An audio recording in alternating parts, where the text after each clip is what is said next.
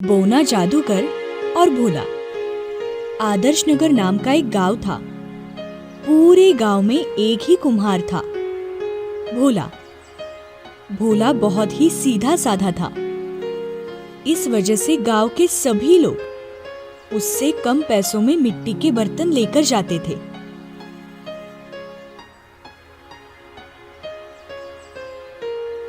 इसलिए उसके घर का गुजारा जैसे तैसे ही होता था। और भोला की पत्नी सीता उससे बहुत नाराज थी। भोला की एक ही बेटी थी, रूपा। भोला ने रूपा की शादी के लिए गांव के साहूकार गिरधारी से दहेज के लिए कुछ रुपए उधार लिए थे। एक दिन घर के बाहर भोला आंगन में मिट्टी से बर्तन बना रहा था। तभी साहूकार आता है। भोला, अरे ओ भोला, बेटी की शादी होकर 6 महीने हो गए, पर तुमने अभी तक मेरा पैसा नहीं लौटाया। साहूकार जी, इस बार बारिश हुई थी तो बर्तन के लिए अच्छी मिट्टी नहीं मिली, जिस वजह से पैसों का जुगाड़ नहीं हो पाया। देखो भोला, अगले महीने तक मुझे मेरा सारा पैसा सूद समेत वापस चाहिए, बता देता हूं। जी साहब। और साहूकार निकल जाता है। साहूकार के जाने के बाद सीता बाहर आकर भोला को कोसने लगती है। आखिर कब तक तुम ईमानदारी का पुतला बनकर घूमोगे? घर तो तुमसे चलता नहीं, साहूकार के पैसे कैसे दोगे? तुम चिंता मत करो, मैं करता हूं कुछ। तुम्हारी वजह से तो मेरा गहनों का सपना पूरा नहीं हो रहा, और साहूकार है कि सिर पर आकर बैठ गया है। बारिश के रुकने तक कुछ नहीं हो सकता, तो खाना खाने के लिए भी बारिश खत्म होने तक रुको। भोला सीता की बातें सुनकर नाराज होता है और गधे को लेकर अच्छी मिट्टी ढूंढने के लिए निकल पड़ता है।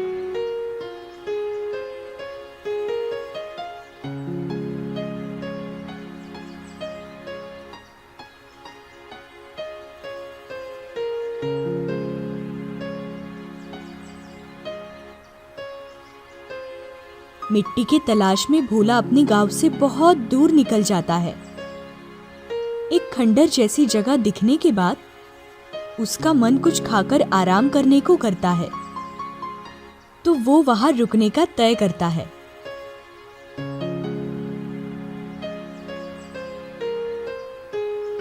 गधे को एक पेड़ से बांधकर वो अपनी पोटली में से सब्जी और रोटी खाता है।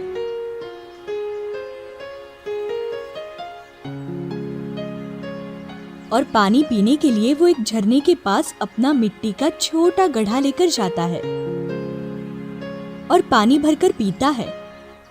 उसकी प्यास तो बुझ जाती है, पर गड्ढे के अंदर का पानी खत्म ही नहीं होता। भोला चौंक जाता है। वो सोचता है कि शायद मुझे नींद की वजह से कुछ समझ में नहीं आ रहा। पर जब वो गड्ढे का पानी लेकर अपने गधे को पिलाता है, तब भी गड्ढे के अंदर का पानी खत्म नहीं होता। तो भोला खुश होता है और सोचता रहता है कि अगर मैं इसमें अच्छी मिट्टी भरकर घर लेकर जाऊं, तो मुझे फिर से कभी मिट्टी लाने की जरूरत ही नहीं पड़ेगी। दोपहर होने की वजह से धूप बहुत थी, इसलिए भोला थोड़ी देर सोता है। कुछ देर बाद सोकर भोला उठता है तो उसे खंडर से आगे एक छोटा पर्वत दिखाई देता है। भोला सोचता है कि इस पर्वत की मिट्टी तो बहुत बढ़िया है, इससे मैं ढेर सारे बर्तन बनाकर साहूकार के कर्जे से छुटकारा पा सकता हूँ। भोला पर्वत की तरफ जाता है और गड्ढे में मिट्टी भर लेता है। गड्ढे से मिट्टी कम होती है या नहीं, ये देखता है। इस बार भी मिट्टी नीचे गिरती है, पर गड्ढा खाली नहीं होता। भोला बहुत ही खुश होता है और गधे को लेकर अपने घर की तरफ निकल पड़ता है।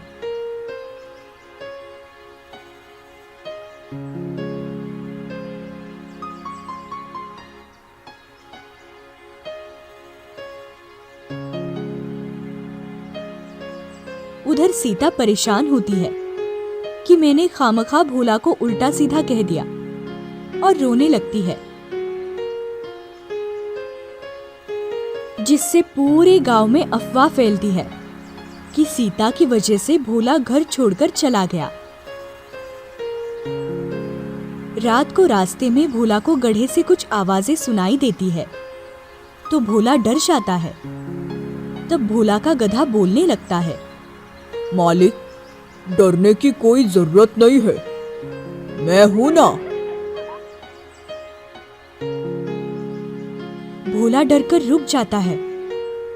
मालिक, मैं बोल रहा हूं, आपका गधा। आप गड्ढे में मिट्टी लेकर आए हैं तो गड्ढा हिल रहा है और आवाज हो रही है। तुम बोल कैसे सकते हो? मैं तो पहले से ही बोल रहा था, आज आपको सुनाई दिया है। ये तो कमाल हो गया। तभी अचानक से भोला के हाथ से मिट्टी का गड्ढा नीचे गिर जाता है और मिट्टी नीचे गिरने लगती है। भोला जब गड्ढा उठाने लगता है तो उसमें से एक बौना जादूगर बाहर निकलता है और भोला के हाथ पर जाकर बैठता है।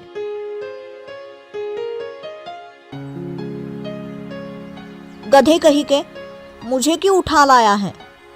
मैंने सिर्फ मिट्टी ही उठाई थी।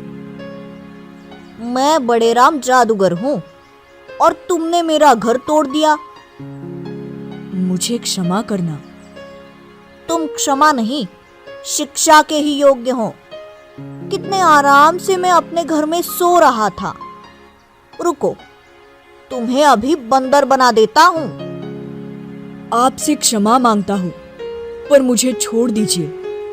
चाहे तो मैं फिर से आपको आपके घर तक छोड़ आता हूँ। मिट्टी लेकर कहाँ जा रहे थे? मैं कुम्हार हूँ और आदर्श नगर में मेरा घर है। इस साल बारिश की वजह से अच्छी मिट्टी नहीं मिली, जिससे मैं बर्तन बनाकर बेच नहीं सका। इस बात से मेरी पत्नी मुझे हर बार टोकती है। तो इसलिए तुम मिट्टी लेकर जा रहे थे? हाँ, मुझे छोड़ दीजिए। चलो फिर तुम्हारे घर, मैं तुम्हारी सारी मुसीबतें दूर करता हूँ। बड़ेराम अपनी जेब से एक छड़ी निकालकर घुमाता है और पल भर में सारे गांव के नजदीक आते हैं। भोला को देखकर सीता बहुत खुश होती है और उससे माफी मांगती है। रात को खाना खाने के बाद भोला और सीता सो जाते हैं।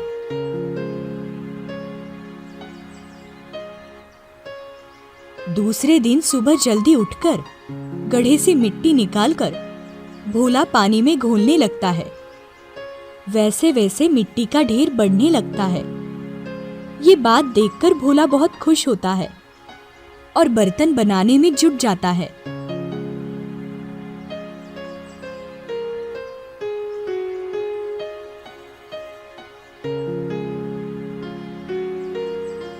भोला की लगन देखकर सीता भी उसका हाथ बटाने लगती है, जिससे भोला का बहुत सा काम आसान होता है। कुछ दिनों बाद भोला ढेर सारे बर्तन बनाकर बाजार में बेचकर आता है।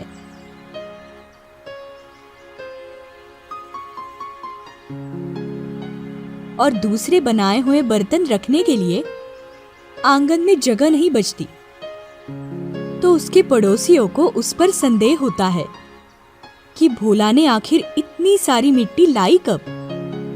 पर कोई भी उससे पूछने के लिए तैयार नहीं था। ये बात एक दिन साहूकार गिरधारी तक पहुंच जाती है और गिरधारी सुबह सुबह भोला के घर जाता है। तब भोला बर्तन बना रहा होता है। भोला, तुम्हारा समय अब खत्म हो चुका है। साहूकार जी, बैठिए ना, चाय पानी कुछ लेंगे? मुझे सिर्फ मेरे पैसे चाहिए। साहूकार की आवाज सुनकर सीता बाहर आती है और गिरधारी के हाथ में पैसे थमा देती है और निकल जाती है।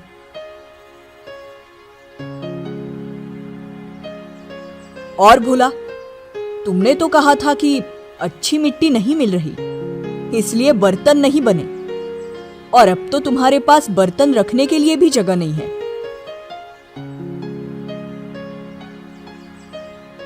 अब मेहनत नहीं करूंगा तो घर कैसे चलाऊंगा? पैसे तो पूरे हैं, चलो मैं चलता हूं। जरूरत पड़ेगी तो कभी भी आ जाओ। जी, शुक्रिया। गिरधारी बाहर जाकर देखता है कि भोले के गड्ढे की मिट्टी खत्म नहीं हो रही। उस रात गिरधारी भोला का गड्ढा चुरा कर लाता है और उसमें ढेर सारे पैसे डाल देता है। पर जैसे ही गड्ढे में पैसे डालता है तो पैसे गुम हो जाते हैं। गिरधारी सोच में पड़ता है कि आखिर पैसे गए कहाँ। फिर गिरधारी को रात भर पैसे खोने के दुख में नींद नहीं आती। दूसरे दिन उठकर तैयार होने के बाद भोला जब काम करने के लिए उसका गड्ढा ढूंढने लगता है तो वो कहीं भी नहीं मिलता। भोला का गधा सिर्फ हंसने लगता है, जिससे भोला परेशान होता है।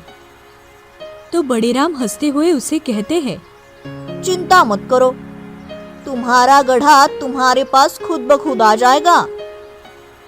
उतने में साहूकार गड्ढा लेकर उसके पास जाता है और झूठ मूठ से रिझाने लगता है। अरे भैया भोला, कल रात को कुछ चोर तुम्हारा मिट्टी का गड्ढा लेकर भाग रहे थे। मैंने उनसे पूछा कि कहाँ जा रहे हो, तो वो मुझसे डरकर गड्ढा यही छोड़ गए। सोचा तुम्हारा है तो देने आ गया। जी, शुक्रिया साहूकार जी। ये बोलते ही गर्दन झुकाकर साहूकार आंगन से बाहर निकलने लगता है। तभी बड़ेराम उसके पीछे एक जादू का कुत्ता भगा देता है। वो कुत्ता गिरधारी के पीछे पड़ जाता है और गिरधारी यहाँ वहां गिरते हुए वहां से दुम दबाकर भागने लगता है।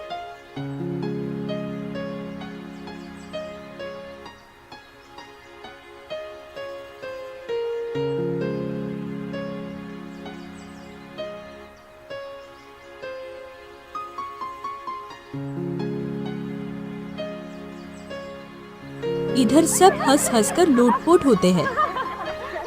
तब भोला बड़ेराम से पूछता है, बड़ेराम जी, ये चमत्कार कैसे हुआ? मैंने रात को ही ये गड्ढा चुराकर उसे भागते हुए देखा था। पर वो वापस देने कैसे आ गया? गड्ढे से सारी चीजें ज्यादा बढ़ती है, ये उसे मालूम नहीं था क्या?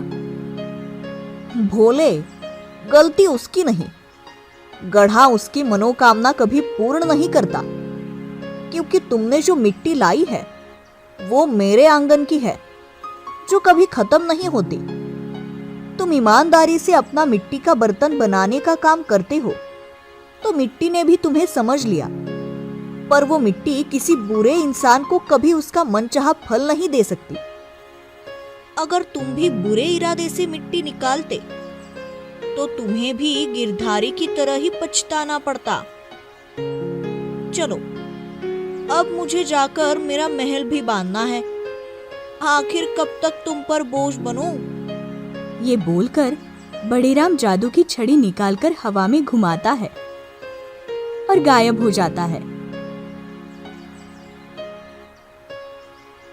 इस कहानी से हमें ये सीख मिलती है कि बुराई का अंत हमेशा बुरा ही होता है और अच्छाई का अंत हमेशा अच्छा ही होता है।